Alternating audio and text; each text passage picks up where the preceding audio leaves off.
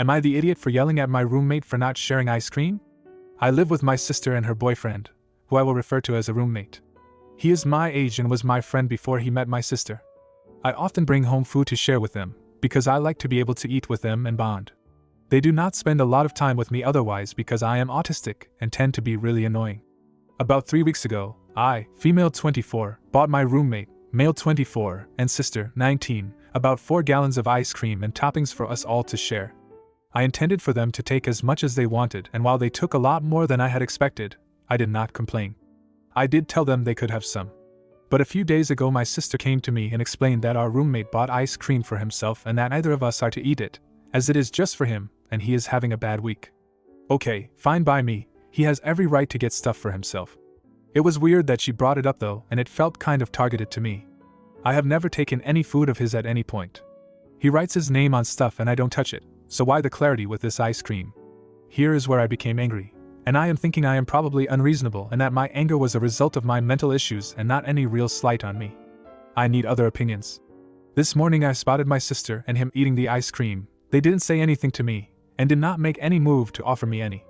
I made a sarcastic comment about him not sharing when I shared so much fairly recently. And he replies really in an irritated voice with, "I only had one bowl." The thing is, it was a cereal bowl-sized serving of ice cream, absolutely loaded with toppings like it's no-wait day at the Froyo shop.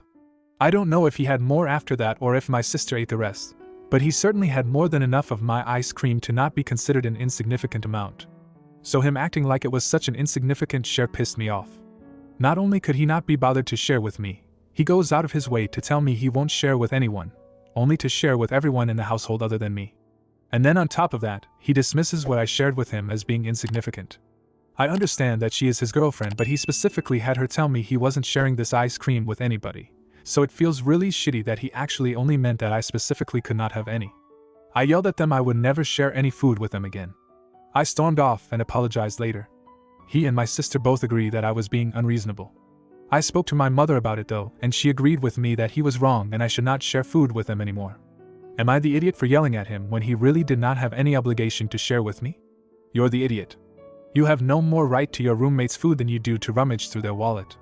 Well and good that you decided to share your ice cream, but if that meant that they could never have ice cream again without you having a right to it, that doesn't work. You're the idiot. You threw a temper tantrum, which you are entirely too old for. You chose to buy ice cream to share, which is great. He bought ice cream for himself after a bad week and didn't want anyone else eating it, and there's nothing wrong with that. He then decided to allow his girlfriend to have some. Again, nothing wrong with that. He wasn't obligated to offer you any and you weren't entitled to any. Making sarcastic comments and having a fit were unneeded responses to that. Now, for the next story. Would I be the idiot if I spoke to my in-laws directly about wanting their help more with our kids? My husband, male 32, and I, female 34, have 2 children aged almost 21 months and 4 months. Naturally, this is a difficult and challenging season of our life. Any parent would understand that we are surviving, not necessarily thriving. My in-laws sold their home 3.5 hours away and purchased a home 1.5 hours away under the veil of being closer to us to be more actively involved grandparents to our 2 children. Since they have moved, we do not see them any more than we did when they lived 3.5 hours away. This breaks my husband's heart. Added, they decided to move on their own accord, and told us for months it was because they wanted to be closer to us, which was wonderful to hear, and we were excited for them to be closer for things like grandparents reading day at daycare or for being there Christmas Day with our kids. I encourage him to ask them directly to come visit, to come over XYX days we are free. And encourage him to set up a plan with them so they know we are wanting some help. 2 under 2 has certainly been taxing, and especially the last few weeks, toddler tantrums. I have asked my husband to be more direct and tell his parents we need some help and a break. He instead takes the passive approach of saying if you're free and want to come visit we'd love to see you. Instead of a direct we need help, can you come over? The in-laws have not taken him up on his offers to come visit. My husband is of the opinion that if they wanted to come see their grandkids, they would, so he would not beg or bag, which I don't disagree with. However, we are all at the end of our ropes, and some extra hands to help with the baby and entertain a toddler would be really wonderful. Would I be the idiot if I spoke to my in-laws directly about us wanting their help more?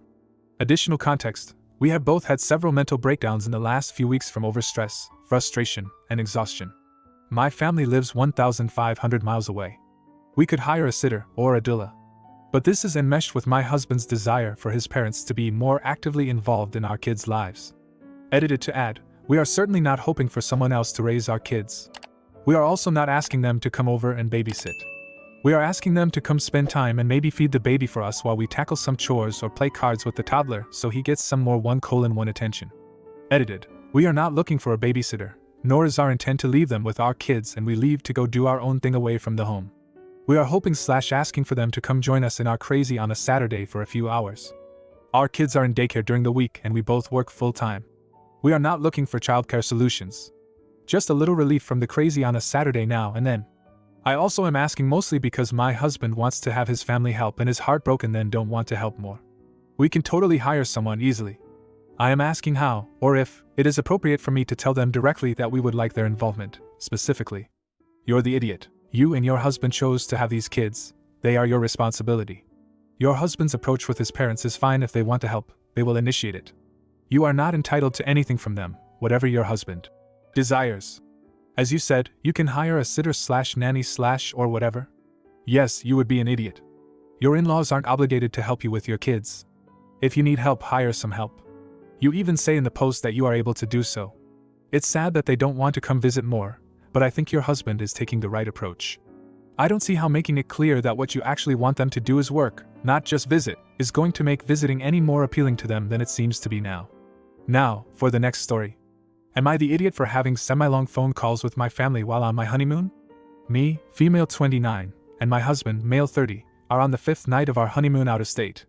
Last night I got a call from my sister, female 21, who lives with us, that my brother, male 23, was in an emergency situation. We talked for about 30 minutes as she explained what happened.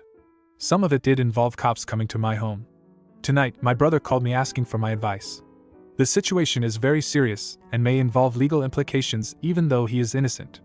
He and I talked for a half hour, and my husband decided to try to go to sleep. I admit I should have left the room for the call, but I guess I thought he was somewhat invested and might want to hear what was going on. He chimed in a few times to also offer advice to my brother. I offered what I could, being so far away, and we made a plan for when I got back. After that call, I immediately called my grandma who is in the same town as my brother to see if she could reach out and help him while I am out of town. I spent 13 minutes giving her the rundown. When I got off the phone with my grandma, my husband was upset. He felt like I should have just had a brief conversation and reminded them I'm on my honeymoon and to not disturb us. He was also mad that I spent so much time on the phone while he was trying to go to sleep. I would normally agree with him if it was some sort of minor family drama. However, we don't normally have any sort of drama, and this is an extreme situation. We are very close, and I didn't feel it was right to leave my younger siblings trying to figure it out themselves. He and I will discuss it in the morning if it's still bothering him, but I just have to know, am I the idiot for spending time on the phone with my family during our honeymoon? ETA. My phone call with my brother was to get a plan for when I get back, and my phone call to my grandma was to get him some emotional support while I'm gone. Both phone calls with the purpose of quickly, but compassionately, handling the situation to the best of my current ability so I could bring my focus back to my husband for the remainder of our trip. Realizing now that the purpose of these calls may not have been clear to my husband, so I will discuss with him when he's up in the AM. Not the idiot. Emergencies happen no matter what someone has going on. He is being very cruel to expect you to blow off family, even on your honeymoon. Apparently it's a legal issue, so ask how he would feel if his sister blew him off while she was on her honeymoon. If you were just chit-chatting, you would be TA, but you weren't. He's being unreasonable. You're the idiot. What do you think you can do for him from many miles away? If he needs a lawyer, have him talk to a lawyer. Your advice isn't helping him legally. If he needs to talk to someone, have him talk to someone back home. How are you solving anything you have no control over and needs to be handled by a lawyer? Now, for the next story. Am I the idiot for not paying my daughter's rent anymore due to her jealousy towards her sister?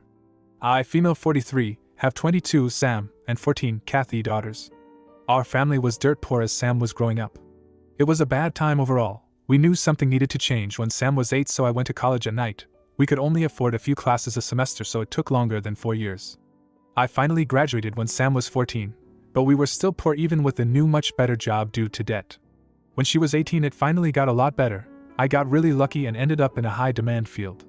We went from struggling for food on the table to being able to go on vacation twice a year without problems. Kathy was 10 when she was much more stable, so her and Sam's childhoods are a lot different. Kathy can go to a nice school while Sam's school was a poop inner-city public school. I don't have to buy from thrift stores anymore. She has an iPhone and so on. Now I pay for Sam to go to college without any debt, and she comes on all family vacations free, pays her apartment rent, and so on. The problem is Sam is so jealous of her sister, the school is taking people on a trip to DC, and that's where all of this came to a head. Sam yelled at her sister about how she is a spoiled brat, and told me I should treat her the same way she was growing up. That she should hand me down clothes and have to go to a poop school. We got into a bigger argument about how she believes I should be poor to her sister. I told her if she wants us to be poor so much then she can pay her own rent from now on. She called me an ass when she realized I was serious. She went to our aunts, and they are on her side. Am I the idiot? I will give her a call, see if we can work this out. You're the idiot because you're failing to realize how badly your oldest daughter's childhood hurt her. Yes, you're helping her now, but that doesn't undo the damage already done. Keep doing what you're doing that benefits each girl. Family therapy would be a huge benefit for everyone. You're the idiot. So you decided that it was time for a change once Kathy was born, and you worked to give her a better life. Sam had a shitty childhood, but you're giving Kathy a much better one, and can't see how fricked up that is? Am I the idiot for addressing a white belt woman's behavior during jiu-jitsu class? I, male 31, am a blue belt who trains at Beta Team Jiu-Jitsu under Craig Belushi in Austin, Texas. I returned to training after a significant break. Jane, 25F, a white belt woman, has been practicing BJJ for a little over a year. She's quite passionate about the sport, and loves John Danaher, and idolizes Gordon Ryan.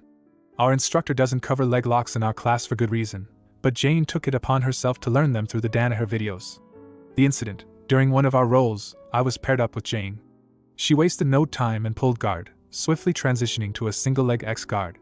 Her technique was impressive, but her eagerness to secure a heel hook worried me. I managed to avoid her initial attempts, but she persisted, refusing to listen to my concerns. I became increasingly concerned when she aggressively targeted submissions, including leg locks that hadn't been taught in our class. She was extremely aggressive when we were rolling, when I was trying to not use my strength to simply overpower her, because neither I nor she would benefit from it. After all, we aren't trying to beat each other, we're trying to get better at jiu-jitsu. She did not show the same courtesy, and she loves to go for stuff like neck cranks, wrist locks, cross faces. I think she even went for a kanibami before she fell onto her face on her own. Politely, I requested that Jane refrain from applying such techniques, explaining that I hadn't learned them yet and would prefer to focus on the techniques taught by our instructor.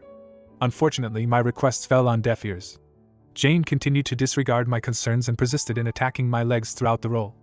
As the roll continued, Jane shifted to an outside ashigarami and initiated a straight ankle lock.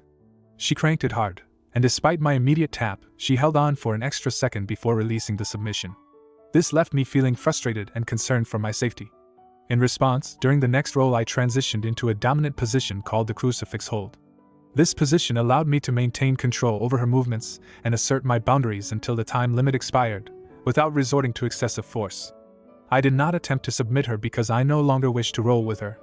Post-roll fallout, once the class concluded, I approached Abby, a new white belt, and cautioned her about Jane's approach during rolls. Additionally, I warned Julia, another blue belt who is new to our gym, to be cautious when rolling with Jane due to her tendency to roll with excessive force. Jane learned this, confronted me, and accused me of alienating her from our training community. She said she should get to decide how hard she wants to go with her partners on her own terms. Am I the idiot for addressing Jane's behavior during our jiu-jitsu class? You're the idiot. You always go to your instructor with these kinds of problems. You were alienating her. If she rolls in a way you are uncomfortable with, you remove yourself, but you don't get to tell others how they should feel with the roll. You're the idiot. Are you the instructor? Is it your job to inform your classmates about someone's behavior? Is it your job to correct Jane? How about you focus on you told Jane you didn't like how she sparred, so don't spar with her again unless she agrees to stick to what was taught in class. Anything outside of that is none of your business. Either take it up with the instructor or stay quiet. If you like this video, you'll probably like these too. Also, while you're here, please consider subscribing. It's your support that keeps this channel alive and allows me to make better and longer videos. Have a great day.